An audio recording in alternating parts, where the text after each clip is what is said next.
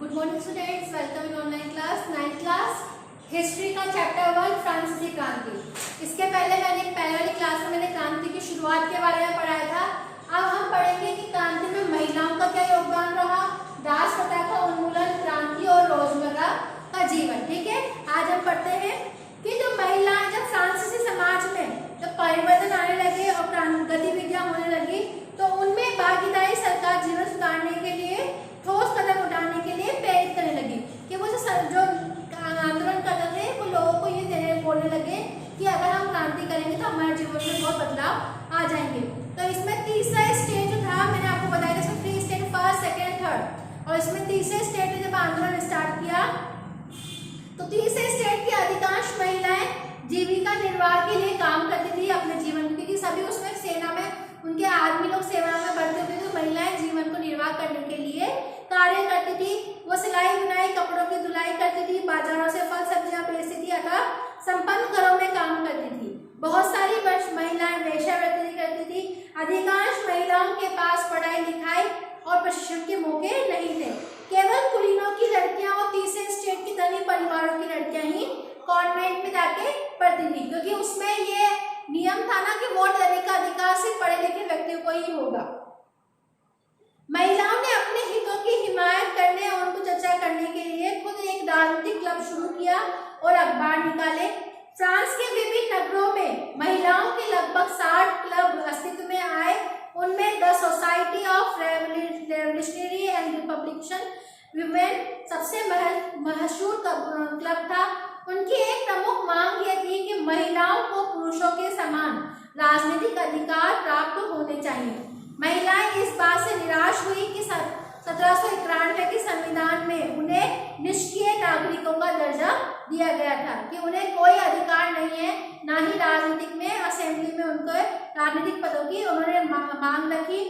प्रारंभिक वर्षों में क्रांतिकारी सरकार ने महिलाओं के जीवन में सुधार लाने के लिए कानून लागू किए। सरकारी विद्यालयों की स्थापना के साथ लड़कियों के लिए स्कूली शिक्षा भी अनिवार्य बना दिया और उनकी मर्जी के खिलाफ शादी करने के लिए भी उनको बाध्य नहीं किया जाएगा। फिर भी राजनीतिक अधिकारों के लिए महिलाओं का संघर्ष अभी भी जारी रहा था। आतंक राज के दौरान सरकार ने महिला क्लबों को बंद करने और उनकी राजनीतिक गतिविधियों पर प्रतिबंध लगाने के लिए कानून लागू कर दिए। कई महिलाएं गिरफ्तार हुई और उनको फांसी पर भी चढ़ा दिया। समान वेतन के लिए महिलाओं को आंदोलन अगली सदी में उनके देशों में चलता रहा।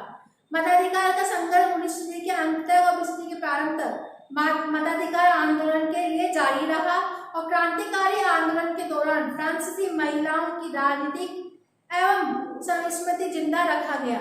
अतः सन 1946 में फ्रांस की महिलाओं ने मताधिकार को आंदोलन करके मताधिकार को हासिल कर लिया।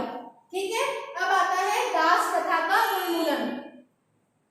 दास प्रथा कैसे उन्मूलन होता है कि फ्रांसीसी निवेशों में दास प्रथा का उन्मूलन जैकोबिन शासन के क्रांतिकारी समाज सुधारकों में से एक था। उपनिवेश मॉडरेट, गॉडलॉक और जैन डोमिंगो तंबाकू, नील, चीनी एंड कॉफी जैसी वस्तुओं के महत्वपूर्ण आपूर्ति करता थे, क्योंकि वो फॉरेन में थे तो फॉरेन के लोग यहाँ की वस्तुओं के लिए बहुत ज्यादा उत्सुक थे कि यहाँ की वस्तुएं उनको बहुत अच्छी लगती थी। अपरिचित एवं दूर देश जाने वाले एवं काम करने के लिए प्रति यूरोपों की अनिच्छा का मतलब था कि बागानों के श्रम की कमी। इस कमी को यूरोप, अफ्रीका और अमेरिका के बीच दास व्यापार द्वारा पूरा किया गया, कि यहाँ से इनको जाके उनको दास नौकर बनाकर यहाँ से जाते हैं, उनसे वहां पे काम करवाया जाता था। दास व्यापार प्रतिष्ठापित शुरू हुआ। फ्रांसीसी सौदेगार बोंदे और नानते बंदरशाह से अफ्रीका तट पर जहाज ले जाते थे, जहां से वह स्थानीय सरदारों से दास खरीदते थे और दासों को दागकर एवं हथकड़ियां डालकर अटलांटिक महासागर के पार कैरिबियाई देशों पर 3 माह की लंबी समुद्र यात्रा को बेच दिया जाता था, कि इन दासों को यहाँ से वो खरीदते थे और वहां पे उनको बंधक बनाकर उनको वहां पर ले जाया जाता था। दास श्रम के बल पर यूरोपीय बाजारों में चीनी, कॉफी एवं नील की बढ़ती मांग को पूरा करना संभव हुआ और बोंदे और न्यान्ते जैसे बंदरगाह फलते फूलते दास व्यापार के कारण संबंध नगर बन गई। 18वीं सदी में दास प्रथा की ज्यादा निंदा नहीं हुई। नेशनल असेंबली में लंबी बहस हुई और व्यक्ति के मूलभूत अधिकार उपनिवेशों में रहने वाली प्रजा फ्रांसीसी प्रजा को प्रदान किए जाए या नहीं, परंतु दास व्यापार पर निर्भर विरोध के भय से नेशनल असेंबली ने कोई नए कानून पारित नहीं किए। लेकिन 1794 में फ्रांसीसी औपनिवेशकों ने सभी दासों की मुक्ति का कानून पारित कर दिया, जो कि एक बहुत छोटे समय तक ही लागू रहा और अपने आर्थिक साधने के लिए अफ्रीकी निग्रो लोगों को गुलाम बनाने की स्वतंत्रता मिल गई और उनको दास प्रथा का वापस उनका उन्मूलन होने लगा कि वापस दास प्रथा बनने लगी। अंतिम है क्रांति और रोजमर्रा का जीवन कि क्या प्रभाव पड़ा था। कि बास्तिल के विध्वंस के बाद, बास्तिल के नष्ट होने के बाद 1789 की गर्मियों में जो सबसे महत्वपूर्ण कानून अस्तित्व में आया था वो था सेंसरशिप की समाप्ति। कि प्राचीन राजतंत्र के अंतर्गत तमाम लिखित सामग्री एवं सांस्कृतिक गतिविधियां, किताब, अखबार, नाटक को सेंसर अधिकारियों के द्वारा पास किए जाने के बाद ही प्रकाशित या मंचित किया जा सकता है। कि सेंसर बोर्ड पहले उन अखबारों को, उन किताबों को देखेगा, अगर उसे गलत लगता है तो वो उसको वहीं खारिज कर देगा, अगर सही लगता है तो वो उसको आगे प्रकाशन के लिए भेजेगा। परंतु अब अधिकारियों के घोषणा पत्र के भाषण अभिव्यक्तिता नैसर्गिक अधिकार के घोषित कर दिए। परिणाम स्वरूप फ्रांस के शहरों में अखबार, पर्चों और पुस्तकों की बाढ़ सी आ गई। वहां से वो तेजी से गांव देहात तक जा पहुंचे। उनसे फ्रांस में घट रही घटनाओं और परिवर्तनों का ब्यौरा उस समय पर होता था। प्रेस की स्वतंत्रता मतलब यह था कि किसी भी घटना पर परस्पर विरोधी विचार भी व्यक्त अपने दृष्टिकोण से कर सकता था। नाटक, संगीत और उत्सवी जुलूसों में असंख्य लोग जाने लगे।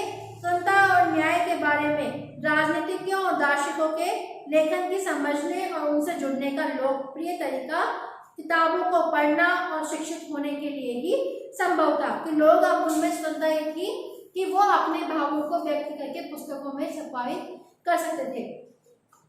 फिर आता है कि इस 804 में नेपोलियन बोनापार्ट ने खुद को फ्रांस का एक नया सम्राट घोषित कर दिया और उसने यूरोपीय देशों की विजय यात्रा भी शुरू की।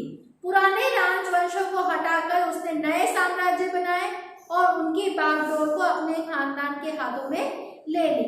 नेपोलियन खुद को यूरोप के आधुनिकीकरण का अग्रदूत मानते थे। नेपोलियन जब आए तो उन्होंने ये सोचा कि मैं ही यहाँ का अग्र आने वाला दूत हूँ या आधुनिकीकरण जिसमें मेरे को सारी बातें याद है।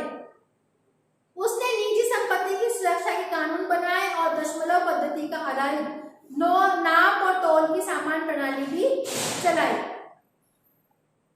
शुरू में बहुत सारे लोगों को नेपोलियन की मुक्ति ज्यादा लगता था, लेकिन उसने भी जनता को मुक्त कराने की उम्मीद थी, पर जल्दी उसके सेनाओं को लोग हमलावर मारने लगे।